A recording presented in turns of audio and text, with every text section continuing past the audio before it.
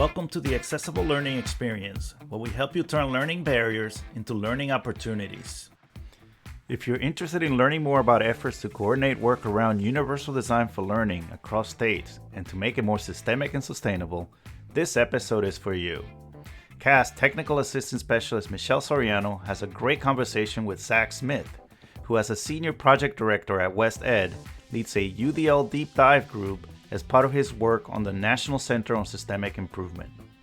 Like the National AIM Center, NCSI is funded through the Office of Special Education Programs, or OSEP, and its mission is to support state education agencies in developing and improving their general supervision and professional development systems in order to better meet the needs of all students, including students with disabilities and their families. Here's Michelle with Zach. Hey, Zach. I'm so excited that you're able to join us today. We're really looking forward to spending this time with you and just digging in a little bit deeper.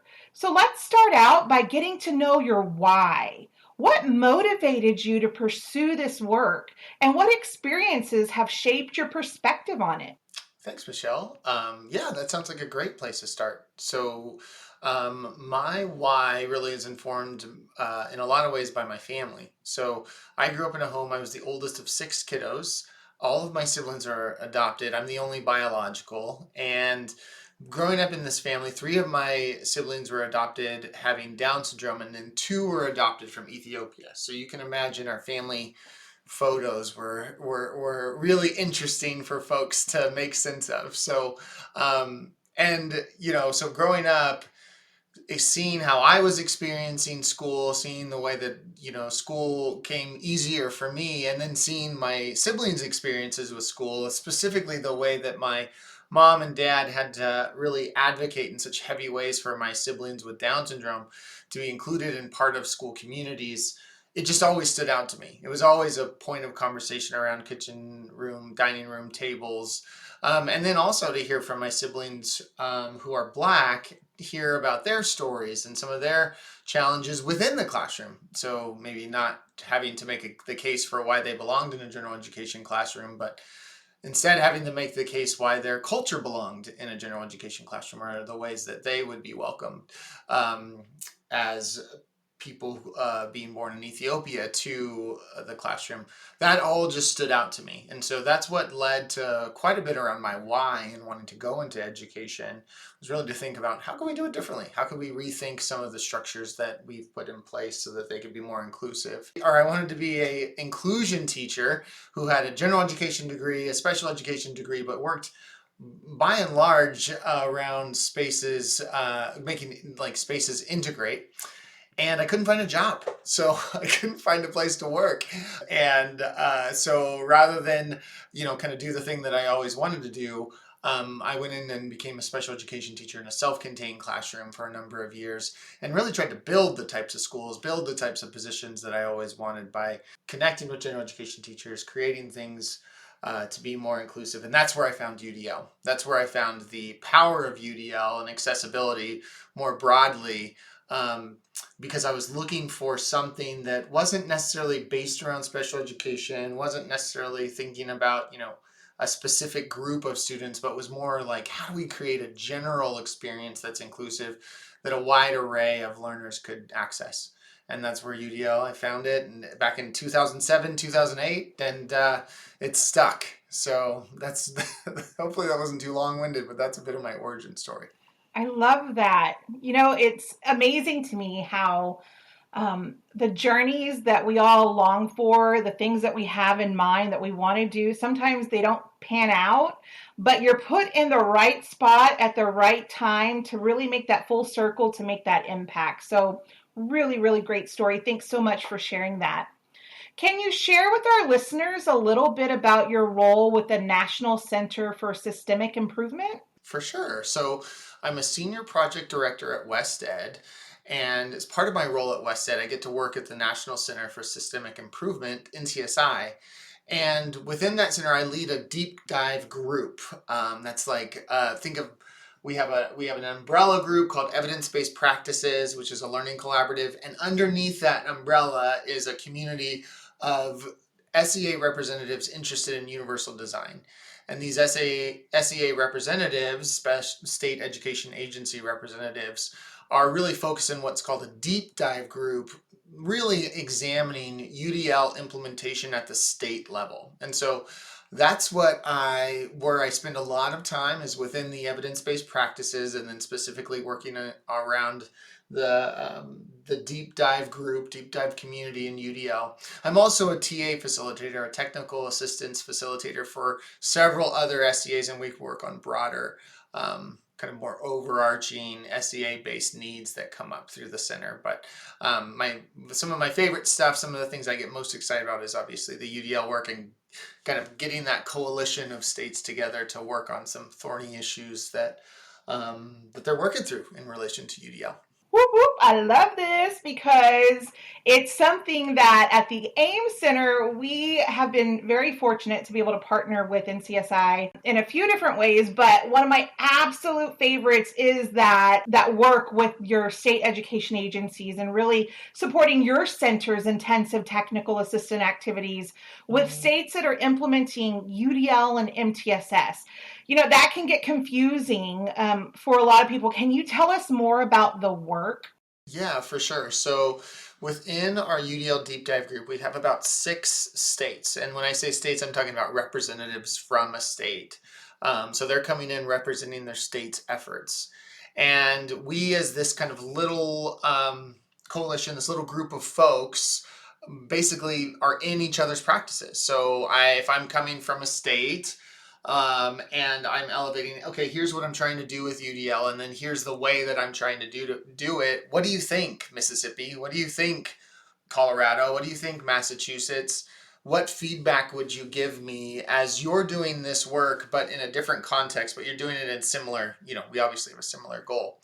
So a lot of our conversations are centered around what are shared resources that we can create together that would help us in our work, and then what are like strategies, or how can we pressure test each other's ideas in a kind of safe place. So as you can imagine, it's wild out there, and states can be a little bit challenging as you think through the different layers of the ecosystem, and so having a place where I know I'm not going to be judged if I had a bad idea, or there's not stakeholders behind this, or constituencies behind this movement just yet. I'm just trying to pressure test and kind of workshop strategies. It's really helpful to have this group to be able to give their real thinking, their real ideas to. And so when you talk about MTSS and UDL, many of these states are kind of intertwined in their implementation of UDL and MTSS, where UDL provides that core tier 1 instructional model that's really sticky, really inclusive, and captures a wide array of student needs and strengths, so that then, when we think about tier 2 and tier 3 supports that students may need for different moments in their lives, it's not, it's something that's sustainable. It's something that's able to be provided in a way where the system is meeting most students' needs and elevating most students' strengths in tier 1 because of tools like UDL, so that tier 2 and tier 3 can be targeted around those students needing extra things for maybe a period of time or a season. So we really work through, how do we message that? How do we make sure that we're clear in our guidance? And then also when we're stuck, how do we work together to be unstuck? So that's been a big bulk of what we've been working on. I love it. Becoming unstuck together. That just, reaffirms that, we are better together always. And in thinking about that, it just made me wonder, knowing that as a group of states, you're always looking to learn and you're looking at lessons learned. Has there been any aha things that have kind of popped up amongst the team that just interest you, or that you're like, hey, I didn't really consider this, but man, this is really great? We came into this experience saying like, okay, we have a lot of UDL knowledge. We have a lot of system thinking that we represent within the organization, within NCSI. And we're all about meeting states' needs, listening to the states and connecting them together. But maybe it wasn't as, it was always emphasized, but like, at least my orientation was, well, let's make sure that they're clear on UDL. And I know UDL really, really well. And then as we kind of went through the process of getting to know states, getting a sense of where they were in the implementation, I quickly realized, oh my gosh, like these folks know what they're doing. They know and have an understanding of where they want to go. They have a rigorous, and high level understanding of what UDL is. So it's less about me being a knowledge holder, and it's more about me being a connector, which was something that's foundational to NCSI. But I think as I came into the organization, I was something I really need to experience for myself to realize, oh, that's where the power is in this, is connecting states, asking questions, giving states the floor to ask their own questions because we're all so busy. And that's, I think, is what has gotten me the most excited about the UDL Deep Dive group, is it's just a venue for that to happen. We really coined the phrase, we didn't coin the phrase, we stole the phrase, the process is the product. And that idea of like, within the deep dive group, we're just acting as facilitators. So when a state, when we have deep dive meetings together, we try to include and have the states be at the design table. So if we're going to talk about UDL, we're going to design with UDL. And if we're going to talk about working together as a team, even the design pieces of it are what we do together. And so that for me is just like such a powerful example of like the process being the product, and actually the design of the sessions being something that the states can learn from, the states can teach us stuff from within. And I know it was a long-winded answer, but that's the stuff that I get most excited about in terms of thinking of the future, is how do we continue to elevate states and work shoulder to shoulder and hear from them about what their needs are. I think that's some of the big questions that we're asking right now. I love that. Such a great detailed answer just to kind of help us understand how it really works together. And I kind of chuckled a little bit when you said, it's not about us being the holder of all of the information. And it just reminds me when I, first started out, I would go around telling everybody, you know what, it's ever evolving. The learning curve is straight up, right? There is like no curve to that learning because it's constantly changing. And what a powerful thing to have this group of states where you can bounce things off each other and just figure out the best way to approach things. So, speaking of evolving, how do you see this work evolving over the next few years?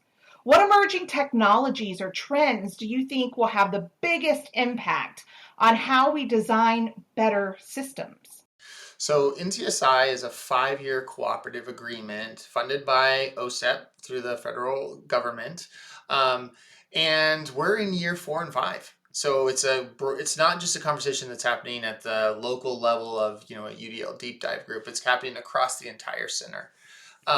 So as long as we think about, as long as funding continues and as long as state interest is still there, we're elevating that work. We're elevating those things that states really see as high leverage and important in their journey in implementing IDEA. So as we think about next steps for UDL, we're following the same model. So if a state education agencies continue to share interests and energy, then we're going to continue to make opportunities available for states to network together and to share each other's stories.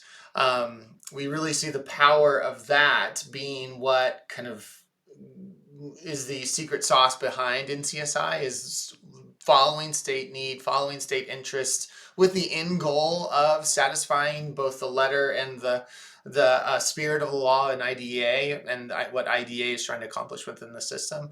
And so, in terms of next steps, I really think the next evolution is continuing to ask the states what they need, continuing to ask the states where they want to collaborate together and what ways can we create psychological safety within that collaboration. And then not being afraid to ask each other those hard questions of like, are we in fact living up to those goals and those areas of focus? And where can we as a center continue to respond to what states are saying? So it's a question that we're really asking right now at all layers of NCSI and all layers of our own practices within the UDL deep dive. And so we're really excited about this exploration process. That's amazing. And so I know there's probably a lot of people out there who are like, hey, you know what? This sounds amazing. How do I get me a piece of that pie? What advice do you have for individuals and organizations who are just starting out with or looking for ways to begin their journey with systemic improvement? Yeah, I mean, I think it's such a great question. And much of it centers around first how you orient to the problems, right? Because we're working in systems. Systems are comprised of people, and we all have different strengths and areas of need. And so, in thinking about the starting places, are you gathering a cross-disciplinary team that represents your, where you know your strengths and you know that the folks around your table can supplement your needs? And so you can think about this in the most formal ways in terms of like gathering representatives from general education, gathering representatives from special education, gathering representatives from graduation or supports for multilingual learners. All of those folks being around a table gives you a much more complete picture of a problem and of the type of system you want to build. But even then, you have more of like even the user perspective. So gathering the folks that are actually experiencing the end goals and the end design elements of your system and hearing from them what's working, what's not working. So it really does matter as I think about it in terms of who you're gathering at the table and what spheres of influence do they represent. And then, continuing like within these groups, within these organizations, within this table to identify where you're going. So, and how you're measuring that progress. So creating a shared mission, vision, theory of action, outlining the big bets that you're trying to make in terms of system change. All of that is really important to get calibrated on as you're thinking about this diversely represented table. And it's important for everyone to use their voice in order to inform those directions that you're heading and even the ways you're measuring whether or not you're headed in that direction. And then, I think part of the thing that we're really working at in NCSI and part of the thing that we're really working at across all levels, including the deep dive group, is thinking about the structures that reinforce almost like a PDSA cycle, a process for continuous learning, a process for organizational learning, identifying like we can't just have a set a plan, set a mission, have a really great statement of what we believe and where we're going, and then never like revisit or never like say, hey, where did we learn stuff and where did we completely miss the mark, and what did we learn even when we did miss the mark. So this idea of like you have to identify a structure for continually learning along the way and being able to make adjustments to the plan as you learn more, as you try stuff. And so NCSI is full of resources to that end. So strategies for coaching, strategies for system alignment. We're doing book studies on coherence, and increasing the opportunity for or parts of an organization, parts of an SEA to work together. But that's also something that we're trying to practice what we preach with when it comes to the design of NCSI and how we operate as an organization. So those are some of the ideas around where we want to head. Is we want to continue to get better at that and get better at thinking across that diversely represented table.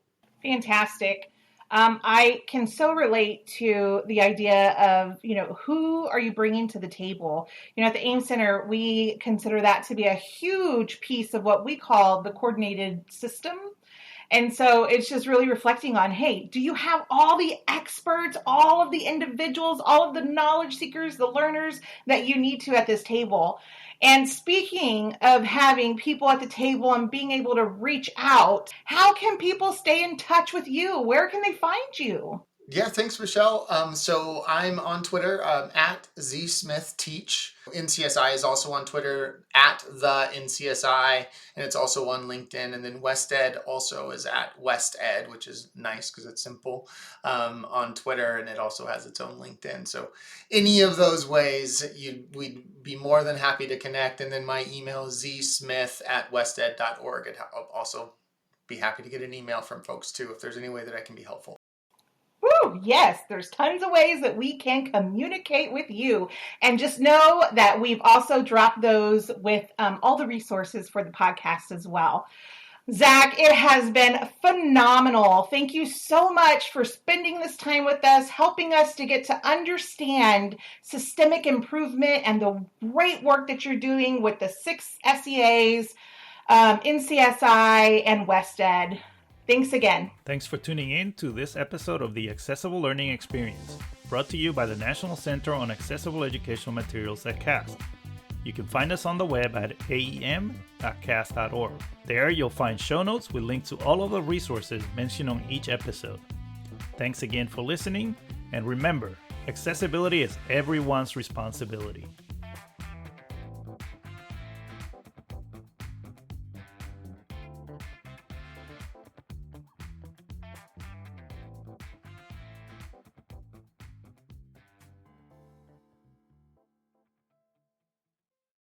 The contents of this podcast were developed under a cooperative agreement with the U.S. Department of Education. However, those contents do not necessarily represent the policy of the U.S. Department of Education, and you should not assume endorsement by the federal government.